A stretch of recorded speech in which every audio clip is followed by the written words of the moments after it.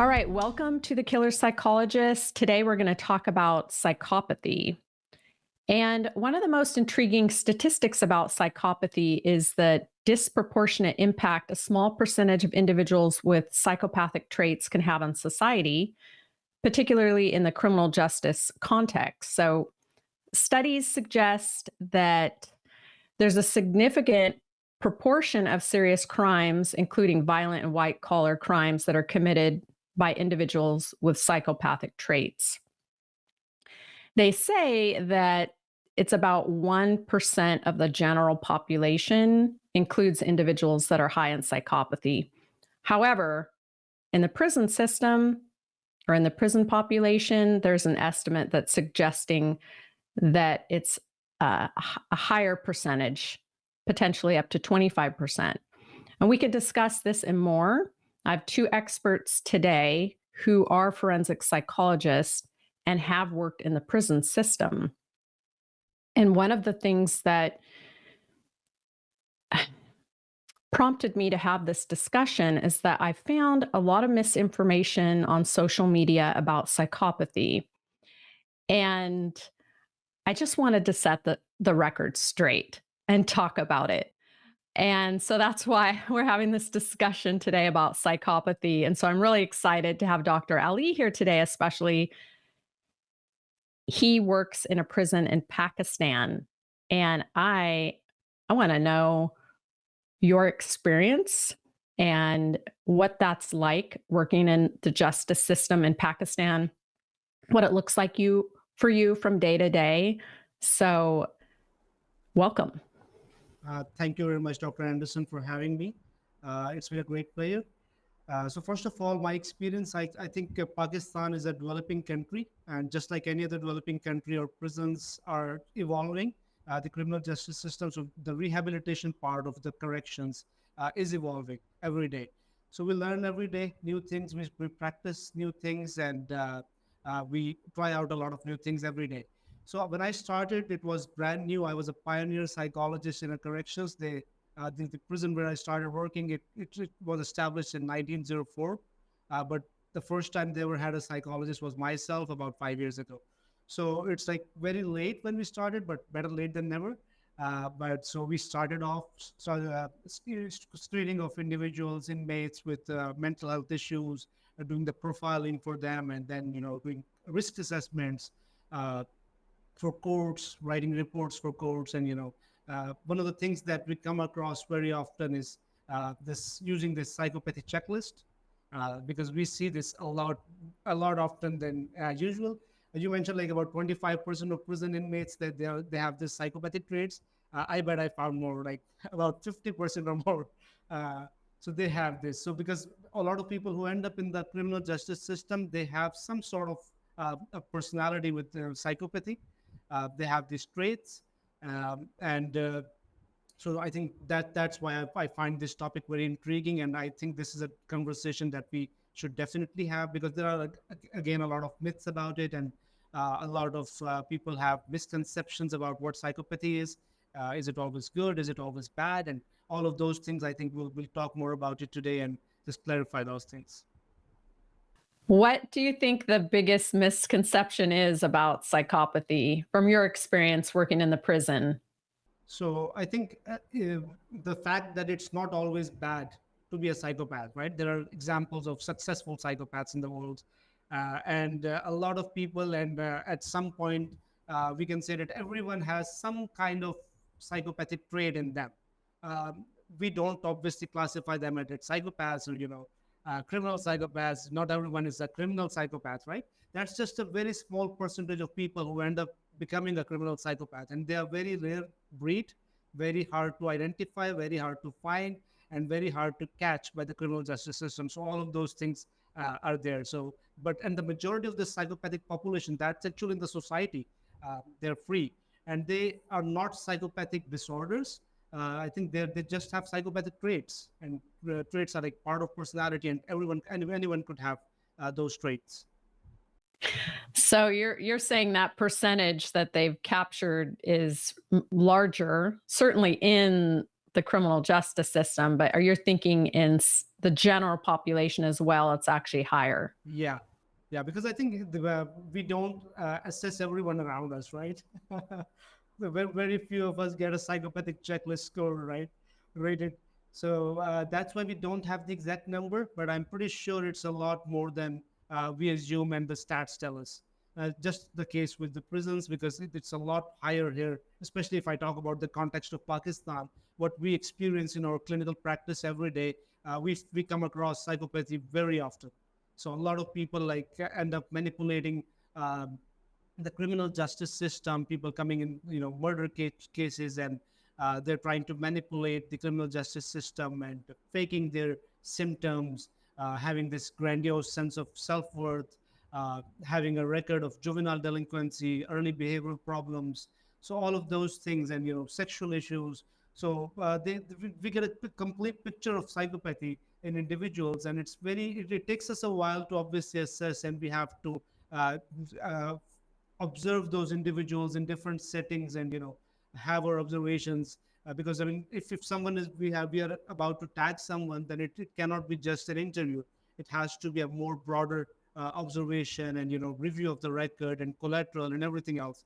So I think based on that, it's my uh, conclusion that it's like a lot more than what it seems like from the statistics, and this should be studied further. And I'm doing this in my PhD, studying psychopathy, especially cross culturally examining them between Pakistan and US population.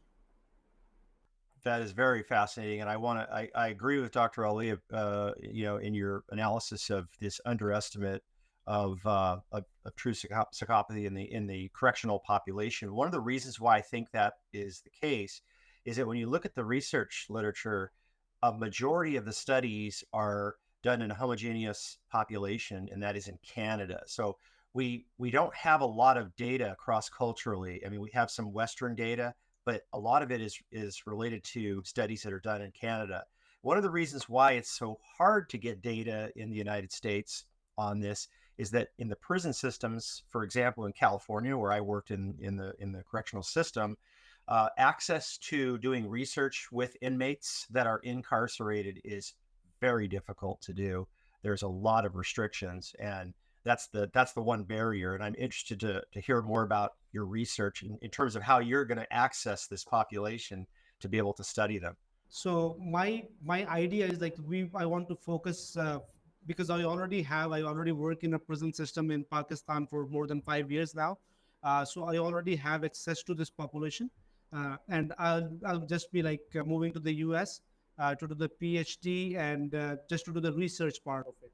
So I'll continue to have access to this data that I already have, and I'll now just need to figure out a way to get into the US correction system to interview some individuals there.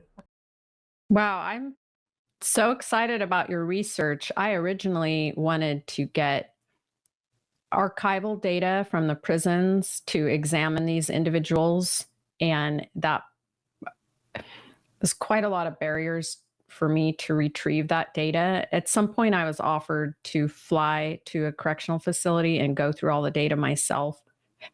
And uh, I declined on that one because, being a student in school and have to pay for all of this research, I think I just wanted to graduate at some point. But I will stand behind you and help you with your research. And I'm very curious, and I am so glad that I appreciate the people that are doing the research, because I think we need to update some statistics here and some information. And I actually didn't know what Dr. Wetter said about some of the data coming from Canada, or why it's not quite accurate. Yeah. So, and this is historical, and part of the reason is, at least my understanding of it, is when you look at. So let's look at who developed the PCL, right? The psychopathy checklist, which the audience might want to know that we do have a formal way of assessing for psychopathy that has an empirically, meaning it's been researched. It's a research-based instrument, and it was developed by Bob Hare up in at the University of British Columbia. So he developed the scales and validated the scale primarily in a Canadian, prison population. And so Canada, it's becoming more heterogeneous in terms of the diversity of the population. But back when this scale was developed, Canada was more of a homogeneous population, meaning there's not a lot of diversity. So that's one of the initial limitations, I think, that had been discussed in the literature. There's been studies that have been done since that using the PCLR, but like like you said, getting access to that population to do that level of research can be challenging. It's not that it's impossible. For example, I worked in the forensic system in Nevada, not in the prison itself, but in the forensic state hospital system there. And one of the things I discovered is that there, at least in some states, there's a little more openness to allow students to come in and do research, to have access to correctional populations to do research. I know this because one of my colleagues at my doctoral program actually did a study inside a prison at the Northern Nevada Correctional Center. So I know it's possible. It's just you have to know the right people, and you have to say the right things in your IRBs and everything to get access, because when you're doing research with inmates, it's like with children, right? Because of their custody status, there's a number of things that you have to go through to be able to access them to do research. Well, I'm excited because Dr. Ali has plans to come to the United States. And I'd be happy to collaborate with you in this as well, because in my other roles, I teach in a doctoral program in clinical psychology, and I have students who are very interested in forensic psychology. They're interested in doing this type of research. But again, one of the things I tell them, I've got a couple of dissertations that I've heard that are forensically focused right now, is that one of the limitations is going to be, our ability to access these folks, in these settings. So it can be done. It's just, like I said, it's tricky. Absolutely, and I think I'm slightly aware of the challenges and looking forward to finding ways to overcome them and get access to this data. So yeah, in any case, we need to know the numbers here in Pakistan. I also think that the cutoff score for PCL, that is too high for culture, and it's not culturally adapted. So we also need to figure out a way to culturally adapt it here for local use. So all of those things are applications of the research that I want to do. So, Dr. Ali, I would love for you to describe a little bit more for the listeners where Pakistan is located in relation to other countries, and what percentage of terrorists do you interface with for you working in a prison in Pakistan? Yeah, so Pakistan, it's a small country located in South Asia. We are neighbors to Iran, Afghanistan, China. So they are our neighboring countries, and India. So they're all our neighbors. We share borders with them. And because of our territorial location, we have a history of coming across a lot of terrorist populations, especially because of the sharing borders with Afghanistan and the unstable conditions out there. So one of the things that we come across in the prison is seeing the people who are charged with terrorism, and in the cases of terrorism, and working with them on de-radicalization programs, and learning about them, how radicalized they are, and what the thought process is. So the people who are willing to do those suicide bomb blasts, right? So what's the psychology? So that was very intriguing to me, because I was raised in this culture, and we have witnessed a lot of things here, a lot of traumatic events here. Our children have died in schools because of terrorism and everything. So that's what made me intriguing, thinking about I should study this and learn more about this.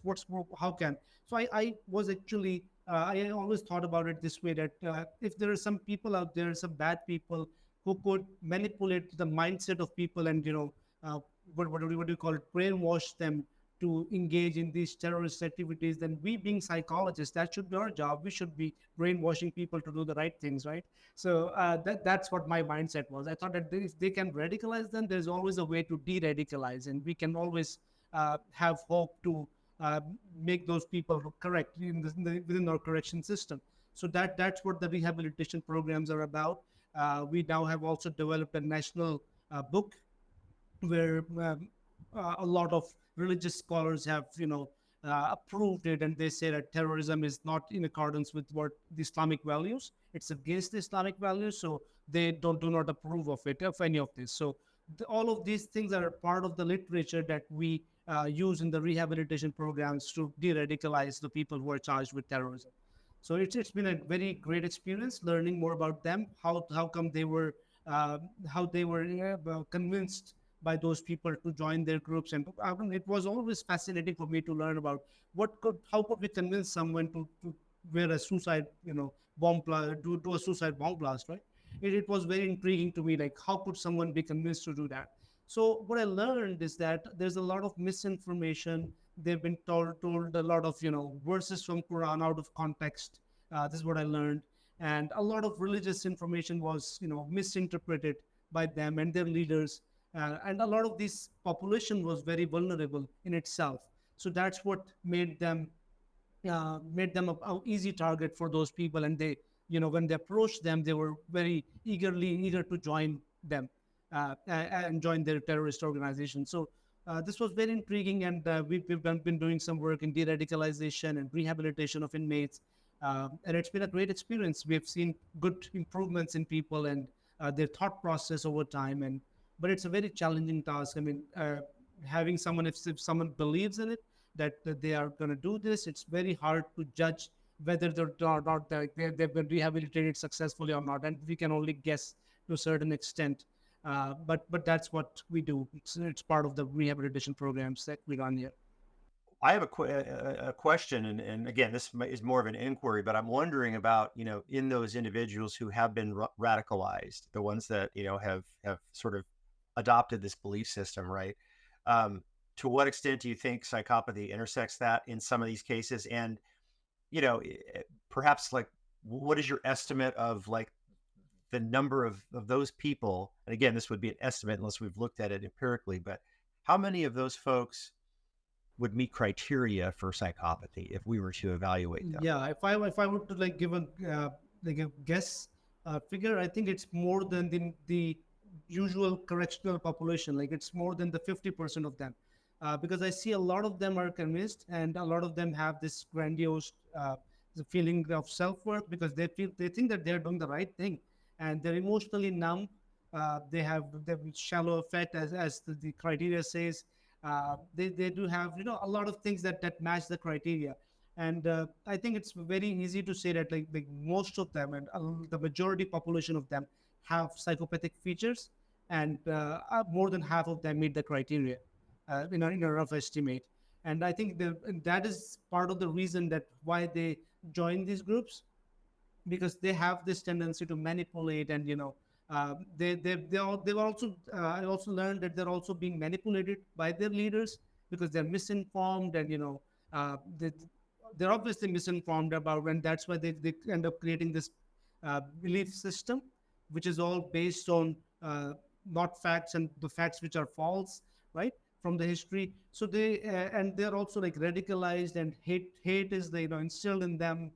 They're forced to do things. And I was actually like, when this all hit me, it was an incident that happened about a decade ago, where these terrorists attacked a school here in Pakistan. It was in Peshawar, and they killed about over 100 children, school-going children. So this was something I thought, that how could someone do this? Leave the religion out of it. Like how could a human being kill these children? Like what would force them? And what I learned was there was a lot of hate that was instilled among them. I did a rehabilitation camp for those children, the survivors of those kids of that school, back in the day when I was just a bachelor student. So I was very intrigued, like what could make someone, how could you convince someone to do this? It's like very difficult, like almost unbelievable to me. Like someone would kill these children who have nothing to do with anything, right?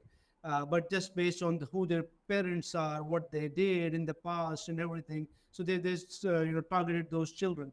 So that also I learned that there's a lot of hate involved. They instill a lot of hate, and they use that to force these people to do these violent acts of terrorism. Yeah, and that speaks to a lack of, conscious formation, right? I mean, even if someone becomes radicalized and has a belief system where, they hate the other group, the other culture, the other religion, um, I, you would have to have, you would have to have a lack of conscience, right?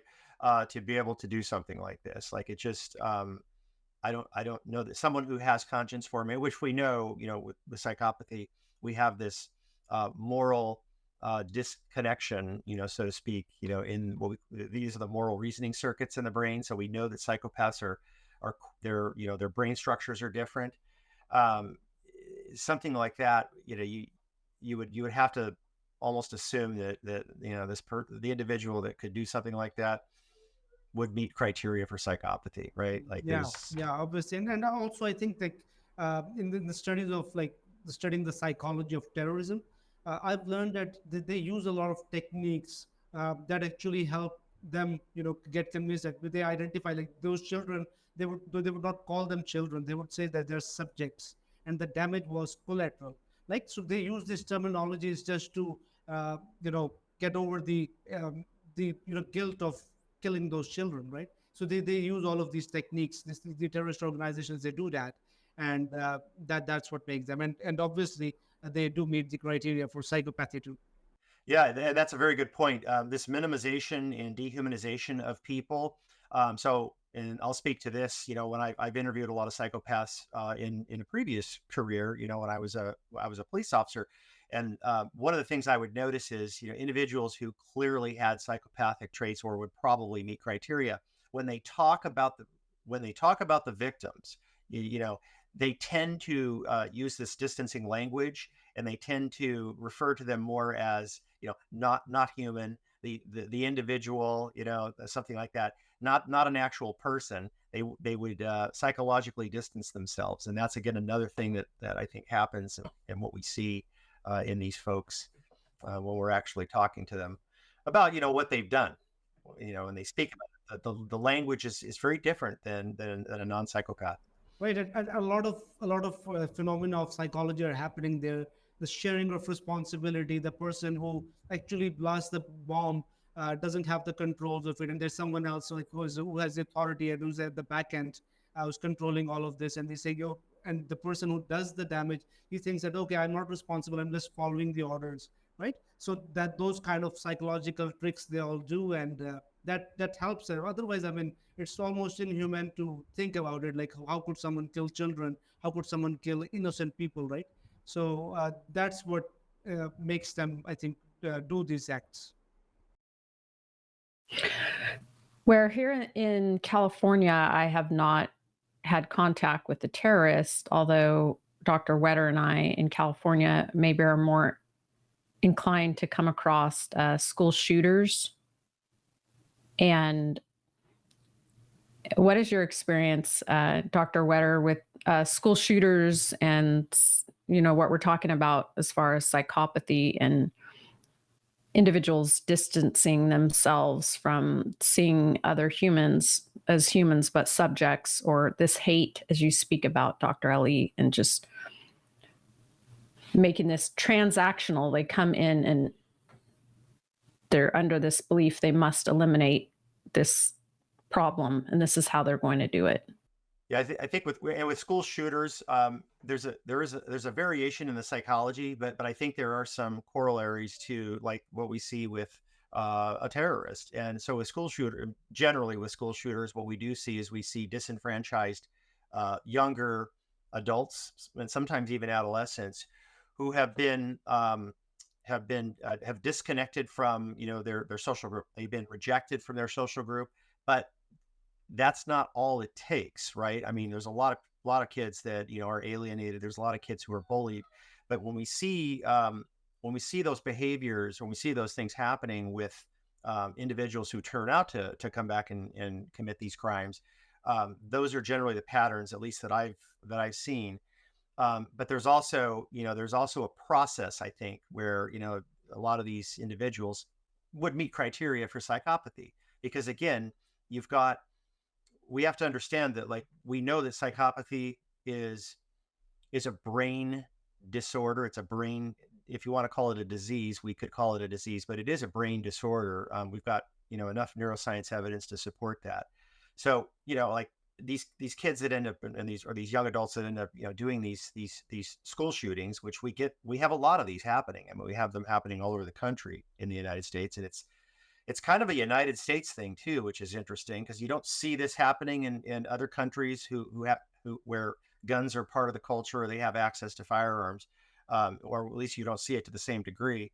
But these folks, these kids, if we were to assess them, I think most of them would meet that criteria for psychopathy.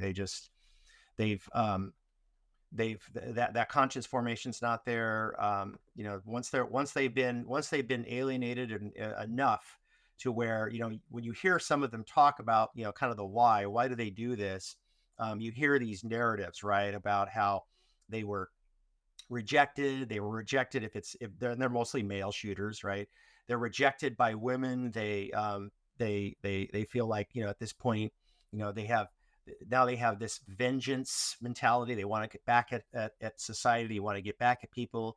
All of that, I think, intersects with that predisposition for having, these psychopathic traits. So, you get a mix of those two things together, right? You get those two together and you've got a problem, so that's kind of how I think it evolves in a lot of cases. But I'm wondering if, Dr. Ali maybe has some perspective on this, because it's a little, in Pakistan, it's certainly a lot different. Yes, you don't necessarily have school shootings, but you have these terrorist attacks that happen, right? That are levied against schools and children. So one of the incidents that I recall, it was a recent incident. It happened a few years ago, about a year ago or so, in Buffalo, New York, right? That there was this white supremacist who attacked that supermarket where there were a lot of black people were killed, right? So I see this, like, a lot of these individuals that they are like lone wolf terrorists, and they're mostly self-radicalized through some material on the internet. Obviously, there are issues in the childhood. Obviously, they do have these psychopathic traits and everything. So all of these, like, combine together, and the result is a violent incident. Yeah, I agree. It's that, I call it the intersection of, you've got the predisposition, the vulnerabilities there, the brain structures that are, not regulated appropriately. And I mean, I want to get into a, deep discussion about the neuroscience of psychopathy, but, we know that there's differences, right, in those circuits, particularly in the limbic system, but also in these moral reasoning circuits. So if somebody has those vulnerabilities already, and then they have these exposures, for example, they become self-radicalized, you've got a dangerous person on your hands. We had a case study here in Pakistan where this young girl who's a medical student, a first year or second year medical student, she actually went, she was about to go to a church to do a suicide bomb blast, but she was arrested before that. So it was very interesting for everyone, because before that we had this national perspective that suicide bombers are usually like illiterate people, they lack education, they don't come from a good family background and everything. So this case study changed the narrative entirely, because she belonged to a well-off family, studying medicine. Second year, she was about to become a medical doctor. Her father is a professor at a university. Her mother had passed away, so she was the only daughter, and she also had a couple of brothers. So what we learned is there is a lot of neglect in the childhood. She had this disconnect with the family, and then one fine day she learns from Facebook and other social media that there was this jihad movement going on somewhere in Syria, and this caliphate movement, that there should be caliphate should be all over the Muslim world and everything. So she was intrigued by these concepts, and someone like offered that, okay, you could be part of this movement and you could play your part in spreading the word of caliphate and Islam and everything. So she was radicalized through social media, and she agreed to go to Syria to get a training, and she also agreed to do the suicide bombing at a church here in Lahore, Pakistan. So all of these things, I think, again, we saw case study where there was this neglect in the childhood, disconnect with the family, and vulnerability was there, and someone took advantage of that through the social media and, radicalized her. And we almost had a suicide bombing incident here in Pakistan due to that. But fortunately, that lady was later on rehabilitated, and now she's back in the society pursuing her degree again. So it took a lot of rehabilitation and everything, because that was a very interesting case study. So I think, again, it's a mix of everything. They don't necessarily belong to a specific background. It could be any well-off family. It could be education. There could be education there, but radicalization is a mindset that if the vulnerability is there and someone, they find the right content that hits them, uh, and over the period of time, I've also noticed that these terrorist organizations, their content, the content they preach, they're also improving that. So they have now brochures and everything that they use to radicalize people. They spread those brochures. They do this marketing. They use those campaigns on social media and everything. So all of this is happening in the background. So that's why I believe that we also need to improve at the same rate, and improve our rehabilitation programs, focus on prevention of these such incidents by doing more of the media campaigns, and doing talk shows like these, where that could help people, get awareness about these incidents, and how to keep your children protected, how to keep yourself protected from such things. So I think it's very, very important. I really appreciate all the work that you guys are doing to do the awareness. So I'm interested to know more about the rehabilitation aspect that you offer inside the prison. I hadn't really ever considered terrorists treatable for rehabilitation in prison. I didn't know there was a specific program for that, and that's very interesting. I can tell you that rehabilitation in corrections in the United States and in California, I think for the most part, largely we could say is really not happening. Rehabilitation with there's really not programs in our prisons in California that are rehabilitating people. Um, and that is a problem. Yeah, I mean, I will certainly comment on this. California has programs, right? They do have programs that they implement in the prison system that are aimed at rehabilitation, but the question of whether they're actually effective is another question. And I think the answer to that, which is what you just spoke to, is we're not doing a very good job of it. And the reason we know that is that we can look at outcome data when individuals who do parole, right, they get out of prison, the recidivism rates are still very, very high, meaning that if your goal was to rehabilitate this individual so that you can get them re-socialized into society so they become productive and they're not antisocial, they're not doing these antisocial behaviors that get them there in the first place, then that would be great. But that's not what we see in the data in here in the United States.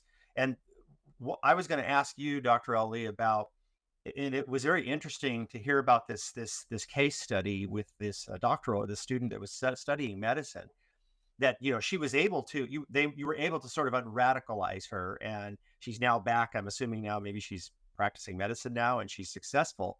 So that would tell me, at least my understanding, again, this is of the literature and of what we know about, if she was, let's assume she was a psychopath. I mean, we don't know that, but I would suggest she wasn't, because it's rehabilitating psychopathy. In other words, treating somebody and sort of reducing the severity of those traits or eliminating them. We don't have, at least we don't have evidence that any of the current programs actually work. But is there anything going on in Pakistan that could be different, that you've seen that's shown For promise? the specific case, I also believe that she doesn't have like a lot of psychopathic traits or features, and the programs that we run, we also have the same challenge. Recidivism rate is also very high here. We also believe that we are also not doing a great job of rehabilitation, and there's a lot of room for improvement. But at the same time, I think we are doing an effort. We are making an effort, and there are a lot of activities that happen within the prison system. And I work at a pretty large prison system. We have over 8,000 inmates, so it's a pretty huge prison system, right? And we like do groups with them, and we do a lot of arts activities. They do drawings and everything, and music. They watch movies.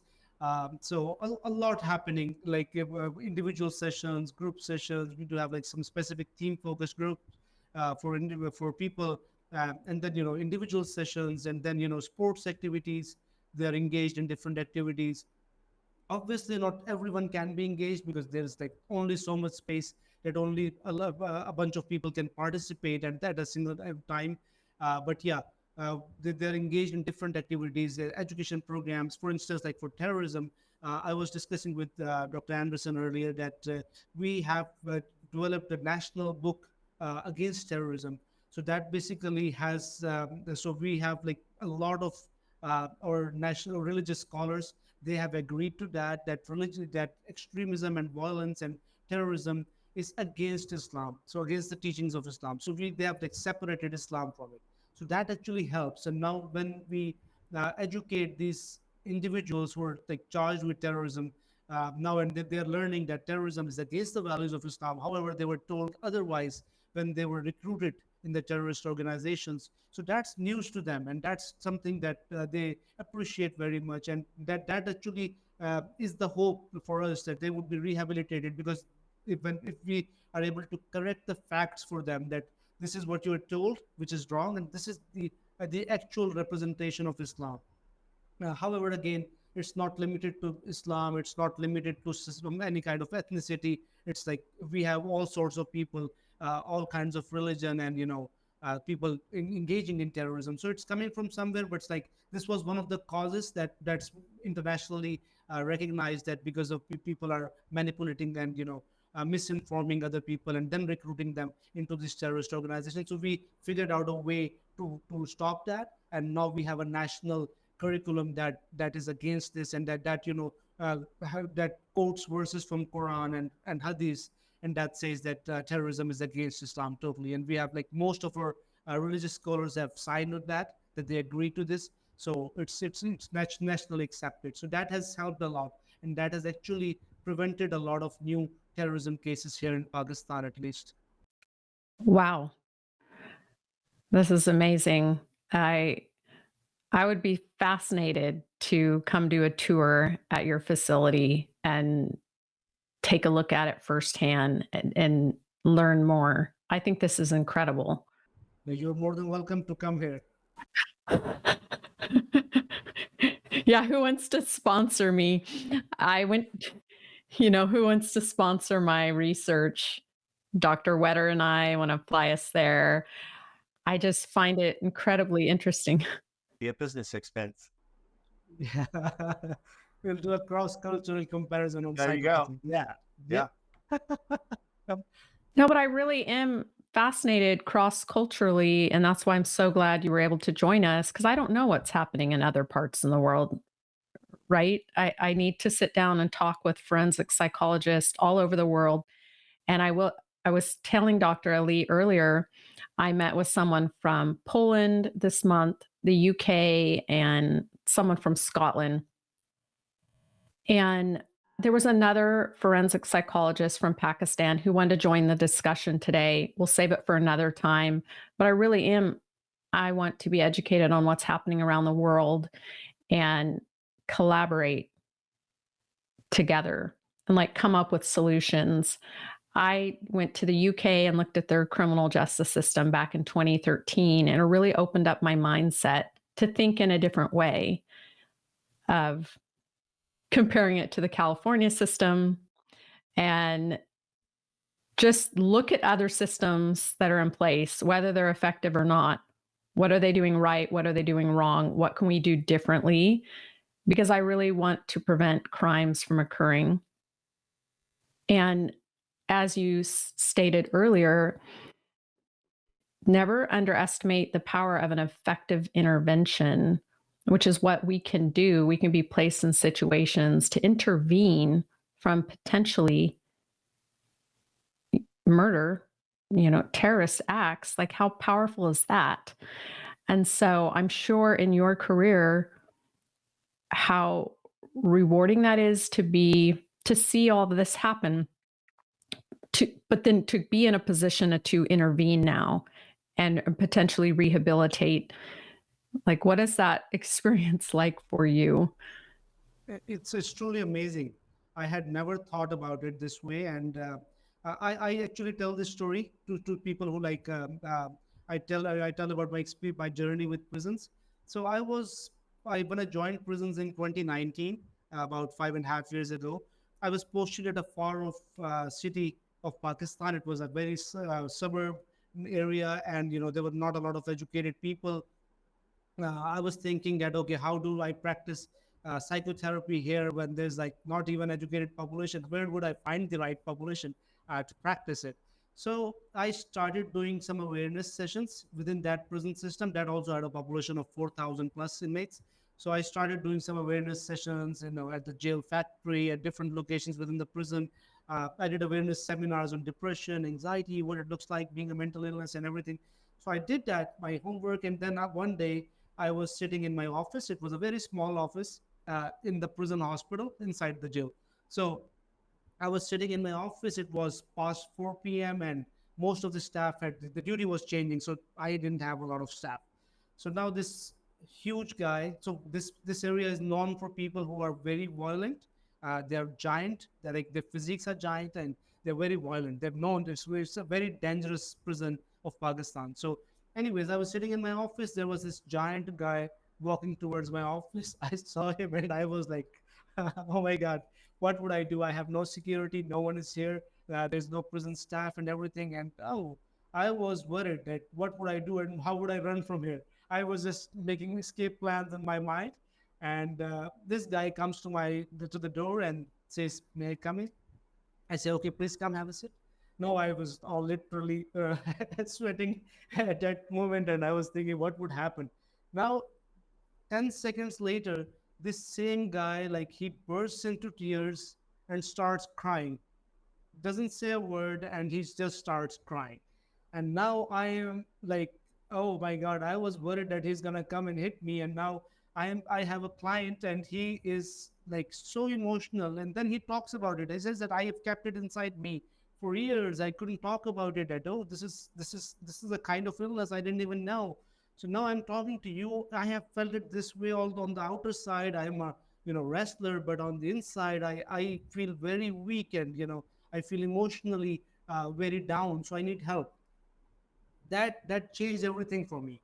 That day I thought that this is the place where help is very hard to reach.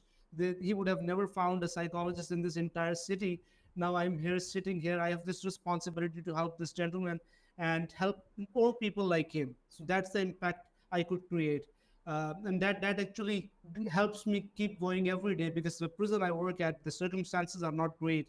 It's very harsh weather conditions. These are like open lands, and we have to walk a lot of distance every day within the prison, because there's like not a lot of transport, and it's a huge place, 8,000 inmates. So I have to walk to different blocks of the prison to see different categories of inmates, and to run different rehab activities. So all of this is happening, but it keeps me motivated because I know the impact that is happening is huge. And there's still a lot more to come, because once we have this research tools, once we have more evidence-based programs we're running into the prisons, I think it would make a lot of difference for a lot of peoples here in Pakistan and also internationally, because I think we share problems with a lot of low and middle income countries, Sri Lanka, India, so Bangladesh. So all of those countries and the prison system there have very similar issues that we have. The limited resources and a lot of overcrowding. So all of these things are happening everywhere. So if we come up with solutions, that's going to have a pretty huge impact. So that's what I'm looking at, helping a lot of helping the prisons within my country, and helping people outside of this too, by developing those, standardizing those rehabilitation programs and activities within the prison. So that's the goal is. Yeah, and you make an important point here about you know rehabilitation, in the sense that there are people that are in prison that actually are amenable to rehabilitation, that actually do need help seek help, they actually want to change, right? Or they want to address their problems. And so I think the challenge is, and you probably may agree with this, is trying to figure out who are those people? Like, how do we differ? Because we know, at least from, we know from the literature that, if we've got a hardcore psychopath that is just, an entrenched psychopath with a very high, PCL score, we're probably not going to move that needle very much in terms of rehabilitation. That's just my perspective right now. But trying to figure out, like, who are those people that we can actually reach, that are, say in an 8,000 inmate, prison where you think that 50% or more possibly would meet criteria. It's like, it's that other 50% that I think are where we want to deploy resources, at least at this point, because we don't have, and this is a thing that, researchers need to, maybe step up to the plate and try to figure this out, to try to figure out, could we develop an intervention strategy or a, modality that would target, psychopathy, would actually change, the behavioral side of their, of their behavior. We're not necessarily changing brain structure. At least we don't know that we could do that, but the behavioral outcomes, like how could we modify the behavior so that they could literally become more adaptive and socialized and not engage in, all these manipulative, behaviors where they're harming people, right, and harming society. That's the hard part, right? Yeah, absolutely. I completely agree. Because I mean, this population, they are like very manipulative, very hard to identify. One of the things that we do is initial screening and categorization of inmates right when they enter the prison. So we see those inmates every day, every morning when we enter the prison. So all the inmates that came last night and then that morning, we would just quickly go through them and do a quick screening of them, whether anyone, like what category they are. And then that helps actually decide their placement, like where would they be confined within the prison and what kind of rehabilitation program they'll be engaged in. And obviously we do further assessments and detailed assessments of the individuals that we take out from that, because we have like 100 people coming in new every day. So we could do a quick screening and then do a detailed assessments of a few of those that we identify, and then we go from there. Psychopathic individuals we come across every day, and we are able to identify, because of when I have a story again on top of my head. So there was this guy. He manipulated the former prime minister of the country, and he told him that I'm someone else, and he introduced himself as a senior judge of the Supreme Court of Pakistan, and whereas he was not, obviously. And then he manipulated a lot of other people too. Now he comes to me and he tells me that he is a bureaucrat, and he studied PhD from that country and everything, and he's bragging about all those different things. So now one of the things that we do is we review collateral information. So I brought up his legal record.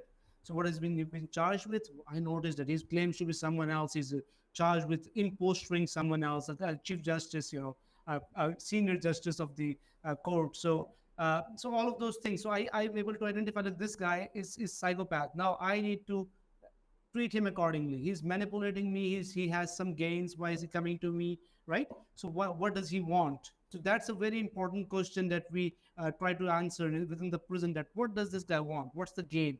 If he's a psychopath, and I mean, within the prison system, there were a lot of inmates who would go to him because he told them that he's a former justice. So they would go for legal advice to him, and this guy has no background, nothing, and he's giving legal advice, it's free legal advice to people. But he's even charging them for the advice. And he even told someone that he's going to call them and get their case wrapped up, because he's obviously the former justice of that court and everything. So I mean, there are these people who manipulate a lot. The prognosis is not great, as we all agree. But we do a little attempt, engaging them in different activities that we could at least make them manageable within the society, because they are going to go out. The criminal justice system is not great. They cannot, distinguish these people from others, and they cannot keep them within the prison forever. So they will ultimately be released, and they have a life outside. So we try to minimize the damage that they could do to the society and help them manage their behaviors better. So I think that's what we try to do. Yeah, that, and I'm glad to hear that. I heard about the intake when they come into the prison, and so this is an interesting point because here's what happens in California. Yes, they go through classification, right? They go to a prison first, which is a classification prison, to figure out what level prison they need to go to, what type of yard would they be appropriate on. Again, depending on a lot of factors, right? They have it's sort of a checklist and all of that. But one of the things that does, at least in California, that doesn't happen is when they come in, if they are classified as, needing mental health services, maybe, because they meet criteria and there's specific criteria, they will be placed in a mental health program. But one of the things that doesn't happen is they're not comprehensively assessed when they come in. In other words, they rely on self-report, or they rely on some collateral data from outside. And we know the reliability of this data a lot of times is not that great. So here's what happens in California. We get people coming in, and speaking to the manipulation, a lot of them know that if they can get into a mental health program, they're going to get access to services, and they're going to be able to sort of manipulate better. So again, we don't know, we don't have a good grasp on who is actually genuinely mentally ill and who isn't. And who are the psychopaths that are in there manipulating their way in. And the problem with it is that when you've got psychopaths mixed in with genuinely mentally ill people, we know what happens, right? Those genuinely mentally ill people end up getting victimized, manipulated, just like what you're speaking about. And so that's a big problem that needs to be addressed in at least in correctional psychology that I see, that we don't, at least here, from when I worked in the prisons from 2015 to 2018. So it wasn't that long ago. And I worked in all levels of mental health, and I ran an inpatient psychiatric crisis bed unit. So I got to see all of the, the processes and all of the manipulation that was going on in there with inmates who are not mentally ill necessarily, but they engage in these behaviors to mimic mental illness because it's a process of manipulation to get to the state hospital, which is where you have more. In California, if you can get to the state hospital, you have more freedoms, because in a state hospital, there's less restrictions generally, right? So that's the hard part. And it sounds like you struggle with that as well, at least in your system, Yes. right? That's what I'm hearing. So what we have done here, we have dedicated a few rooms within the mental health unit. So we have rooms. So we have dedicated a few rooms to people who are kept under observation. So like if someone reports on the first day that they have mental illness and everything, and we also figure out that something is fishy there, we would simply put them under observation for a couple of days within our supervised cell. And over there, we'll get the behavioral report of that person, and detailed observation of what they do all day and what are the activities. And so we get to know like better what's the mental health level. And again, we do the detailed assessment of those individuals. And if they're clear, then they're discharged right away. So that's what we do. That's how we play with it. And they're not mixed with other mentally ill prisoners, so they could not do any damage to them, any harm to them. So that's how we do the damage control.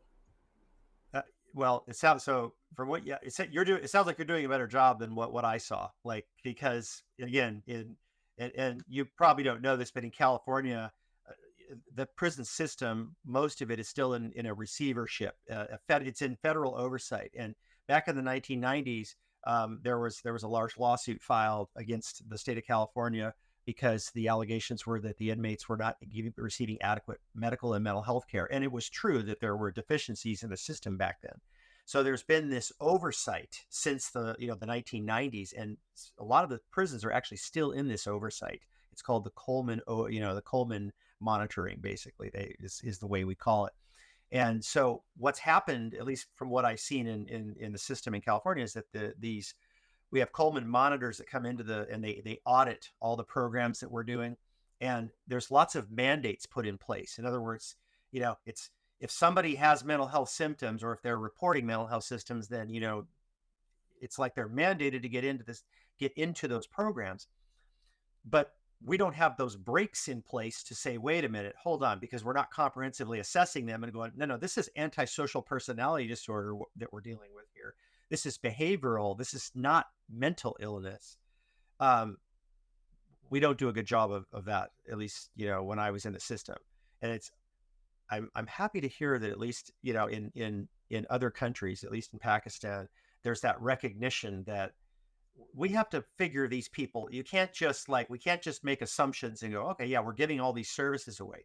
Because again, what happens is you get these psychopaths in the mix of mentally ill folks, and then those mentally ill folks are being victimized and manipulated by these psychopaths that are in these mental health treatment programs. And that's a big problem. Absolutely. Absolutely. I completely agree. It's a huge problem.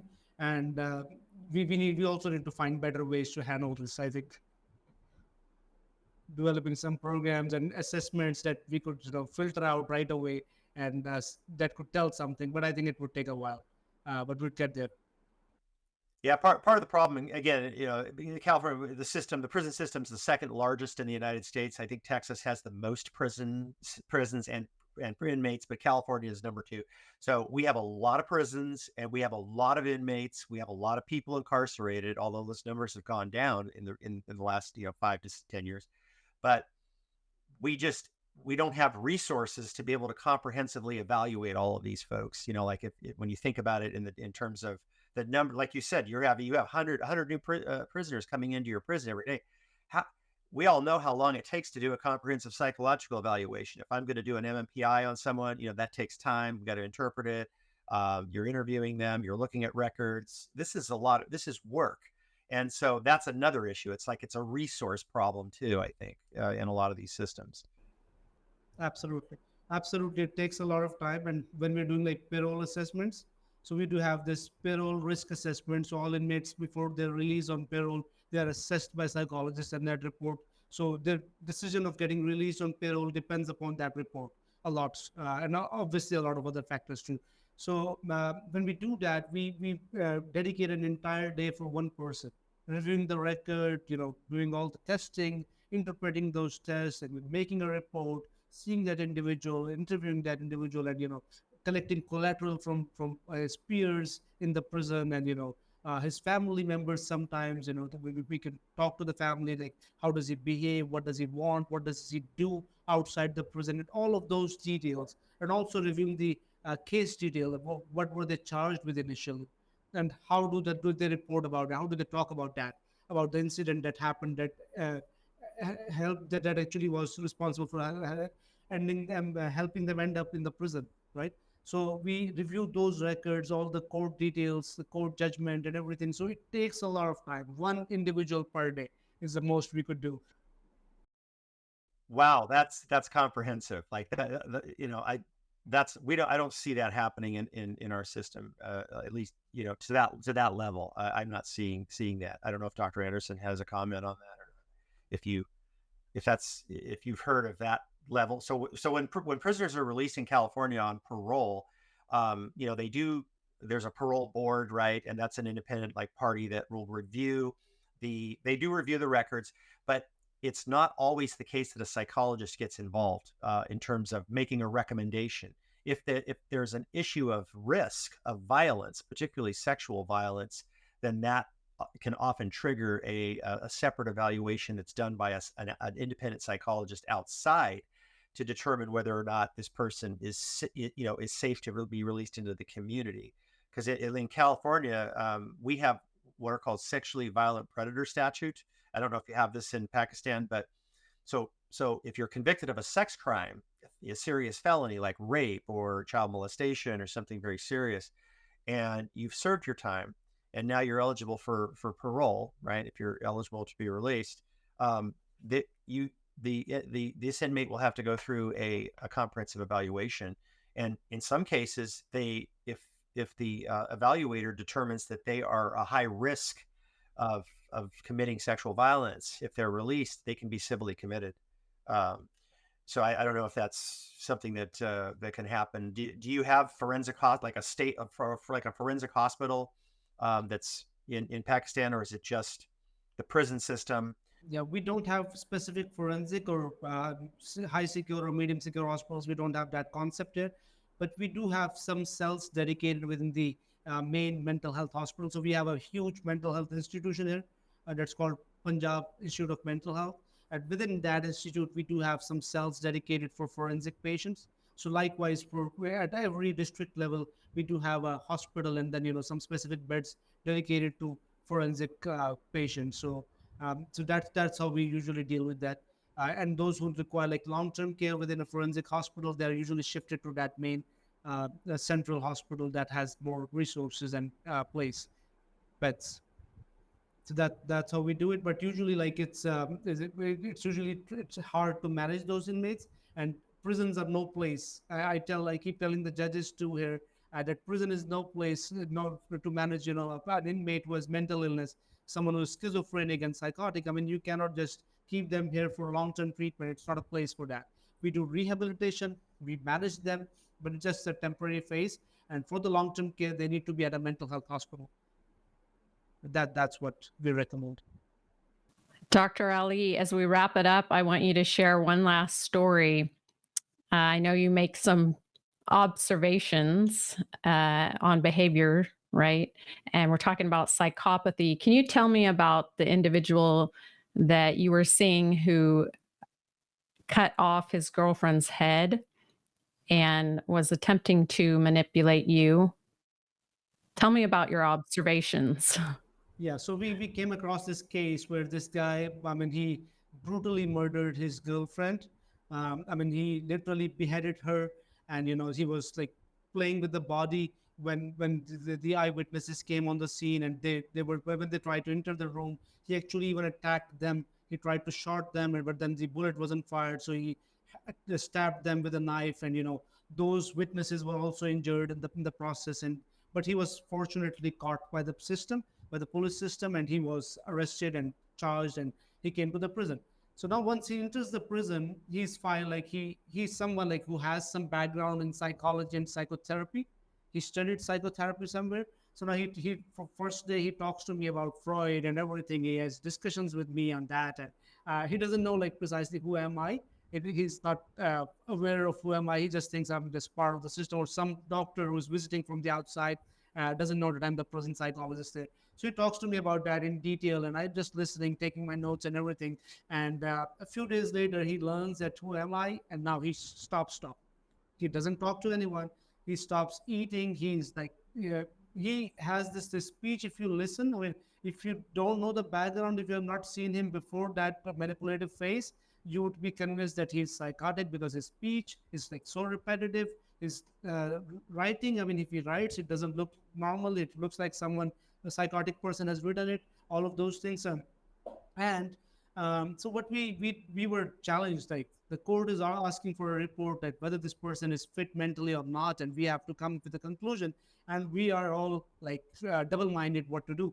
So what we did was we installed this camera in his cell, and we took observations for the entire day, what his activities were, what would he do, how would he behave.